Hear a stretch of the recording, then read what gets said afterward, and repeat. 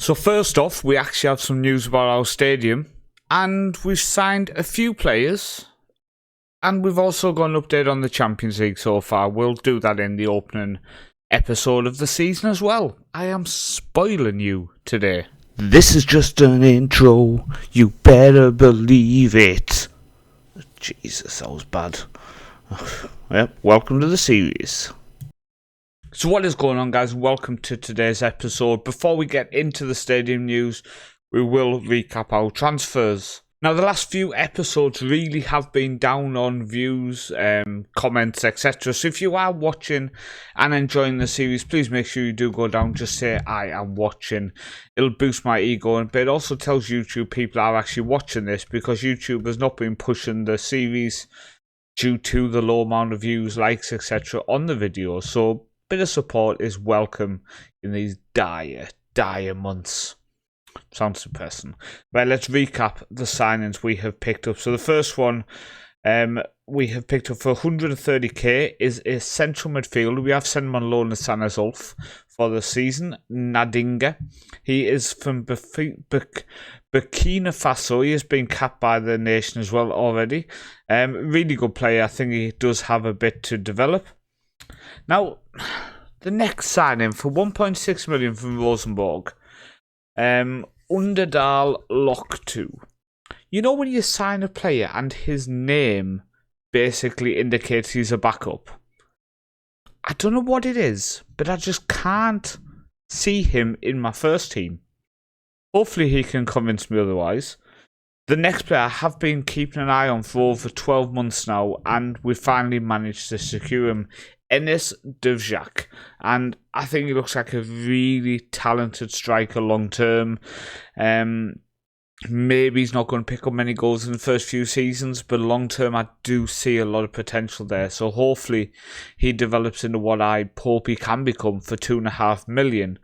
And then the final one on last season's list is a very talented central defender in Amadou. He can play left back, but for me, he is a central defender all day long, and he looks really, really good. Another player who came through my scouting, another player who we had been monitoring for well over 12 months. So 475k, well spent, in my opinion. Really pleased with that. So they're the four who show up on last year's. In terms of the outs, there's only 3 players who pop up on the outs, and they're all on free transfers. Chelsea, Rosenborg, Shakhtar went to AB, and Omdal went to Marseille. So let's move on to this season's ins on this screen. Yeah, and we all know what I meant. So the first one is one of our biggest signings ever to come in and play in a new position, the shallow striker role with our new tactic. And we have signed Glenn Robin Yotten. He's 25 years old, so one of the oldest players we've signed in this save as well. He looks really good, mentally solid as a rock, physically decent as well, and technically a good player. I think it's a good signing. 4 million is steep, but I think he could be a good player, and he does slot straight into that first team as well. Now, we didn't need a goalkeeper, but picked up to go and play in our youth team along with the academy players who've come through, is Eric Vika. Picked up on a free transfer from Tromsø, and he's solid, and he was free. And we've brought in another central defender to end the ins for this pre-season transfer window, and Christian Jovejev, I feel like I named that, comes in from Viken Stavanger. So he's had a season at one of our local rivals, and he's just very, very good. Only 19 years old. We picked him up for 3.5 million, and yeah, let me know what you think of him. I think he looks a very, very good central defender in my opinion. I think we've got ourselves a very good quality player there. So we have spent a lot of money, 7.5 million in from this season's transfers, 8 million out. There's been some big outs. So Legred has gone to Sogndal for 1.1 million. It's a sale I really didn't want to make, but we're pulling away from the winger tactic. We will look at our tactic in a bit because we have made a big change there. But he has gone out, just wasn't doing it, unfortunately. When you look at these seasons, 1 goal and 1 assist, 5 goals, 1 assist, 1 goal, 2 assists. As a winger, not acceptable. Another player going to Sogndal is Jurgensen, our academy player.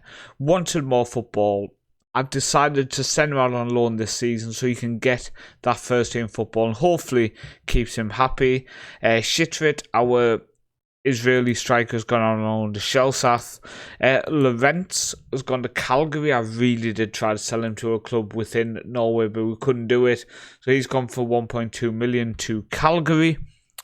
Sundra's gone. We looked at that. Hammer, our young Hungarian goalkeeper we picked up last season, has gone to Stromsgård, said on loan. I see a lot of potential in this kid. I honestly think could be our first choice keeper anytime he wants, and he's only 19, which is just crazy. Torsving, our young academy striker, has gone on loan to Rofos.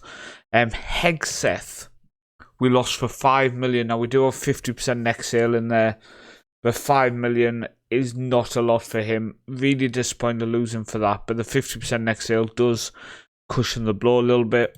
Shao Vinicius has gone to FC20 for 500,000. He looks so good, but just never scored the goals, unfortunately. Junkeren now, they are a new feeder club. I asked the board for a feeder club. They said no. I said we are desperately in need for one. They said no. Then a week later, they came to me, asked for a meeting and said, hey, do you know what we think, Paul? It would be really nice if we had a new feeder club. And I said, that's a great idea. You guys are geniuses. I wonder how you thought of that. So 2 players have gone to them, Christensen and Niemann. And then also Bakid we sold for 105k to Hamcam. I mean, that's a quick way to lose 500,000. We can say that, can't we? We can say that. So there's been quite a few players gone. Quite a few wingers have gone. We're playing a new tactic with our wingers. A tactic I have been using at Plymouth in an offline save, and one I'm trying to implement here somewhere. Flat back 3 with wide centre backs. Wing backs, a ball winning midfielder on support who just push up into here, a centre mid on support who is told to get a bit further forward behind a shallow striker, and the attacking midfielder who covers this area here. He is pushing a bit further forward. He goes up to make 2 up top. It's a decent tactic, balanced mentality, shorter passing, low crosses, working the ball in the box. It has potential. It does have potential. I'm interested to see how we can develop it and make it work the best it can. But this is what we're going with. Now, one thing we are doing is training Pinker to play an attacking mid because, well, we're not using wingers and he is insanely good. But apart from that, all of our wingers are slowly getting faded out because in the past few seasons, let's look at Pinker. Absolutely world class. First season, 4 goals, 7 assists in 24 games. Second season, 5 goals, 8 assists in 24 games. I just feel next season, this season, with this new tactic, our attacking midfielders and central midfielder, hopefully, should get more goals and assists than that. And then it would justify it being a good decision to change the tactic. Hopefully. So in terms of how the Champions League ended then, Champions League group stage ended with a continued with a 1-0 defeat to Milan. It ended with a 3-1 defeat to Man City. Now that did see us finish in 24th place. Top 24 qualified, so we managed to sneak in to the Champions League knockout rounds for the first time in our history. Now that would see us come up against Red Bull Leipzig, RB Leipzig, and we lost the first leg 1-0 at Stavanger, and disappointing, but we did alright. Stats don't show it, but we did okay. We then travelled over to Germany and we lost the game 1-0 on aggregate with a 0-0 draw in Germany, where again we didn't get shots away, but we held our own, we played the ball, we tried to control the game. Sometimes we were on the back foot, but we just couldn't get into their final third. We looked really solid defensively. We looked really solid in midfield, but we just couldn't get into their box and get shots away, unfortunately. But going out 1-0 on aggregate in the Champions League is nothing to be ashamed of. And I mean, as you see here, 2031-32 we lost to Sporting in the playoffs. 2032-33 we lost to Nice in the playoffs. So getting to the knockout rounds of the Champions League for the first time in our first ever season in the group stage, we have to be pleased with how we did there. Really do. When we look at other things, Europa League, the best we did, we got to the quarterfinals in 32-33. We got to the knockout round there and round of 16. So when we've been in the Europa League, we've always done well. We have always done well. Conference League, we've only been in 2 years. We lost to Villarreal in the fourth qualifying round.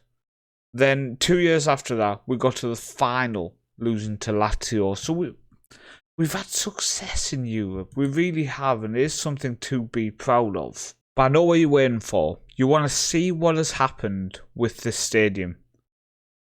I'm going to click it, and you will get some news. That's right.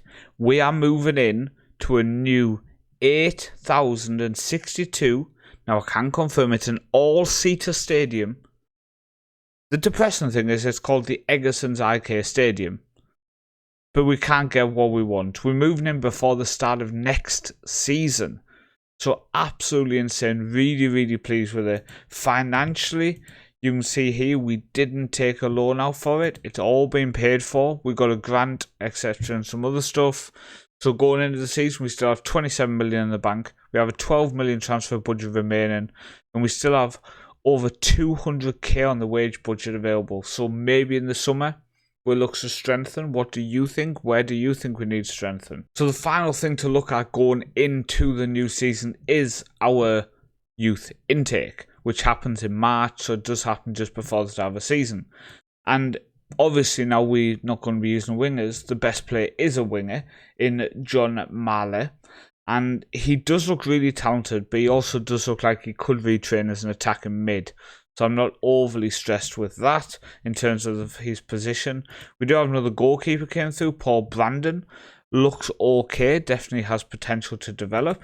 We have a central defender who I personally think is the best one of the lot.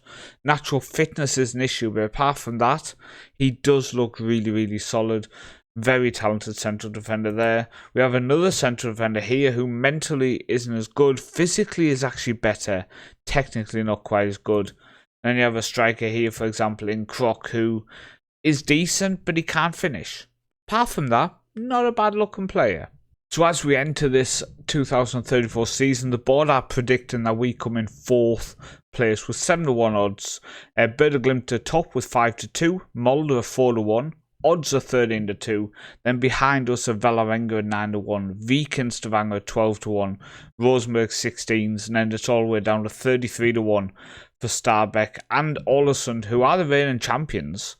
And I do want to also mention, by the way, that we have 3 of the top 4 players here. So Jotten, who we've signed play as shadow striker, is the striker in the Dream Team 11. Duric, our attack midfielder, and Pinker. Now, Duric has been getting touted by a couple of people. He is a bit upset because I've been rejecting some bids. Hopefully, we can hold on to him. I really don't want to sell him for around 6 million. I really don't want to do that. But we'll see how we can do. We'll see how we can push on. But thank you for watching. Join me in the next episode where we will be recapping the league rankings, seeing how other clubs did in Europe, and all in all, checking things out throughout the season so far. I've been Paul, also known as the Northman.